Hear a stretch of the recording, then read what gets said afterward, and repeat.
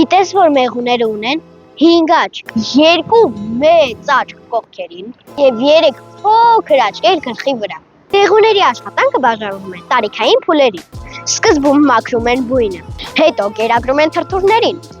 այնուհետև մաքրում են պահեստները եւ վերջում նոր անցնում են ամենակարևոր եւ ամենահամեղ գործին։ Մեկ օրում այցելում են մոտ 5000 ծաղկի։ Մեկ ափսե մեղրը տասնյակ մեղուների ամբողջ կյանքի աշխատանք։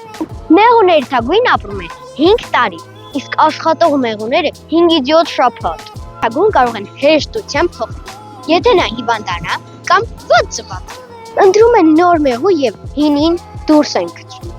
Երկրի սնունդի 1/3-ը կախված է մեղուների աշխատանքի հետ։ Որովհետև առանց նրանց հազարավոր բույսեր չեն կարող բազմանալ։ Միայն էգ մեղուներն են խայթում։ Արու մեղուները խայթիչ չունեն։ Մեղուները հաճախ խայթելուց հետո սատկում են, բայց ոչ բոլոր տեսակները։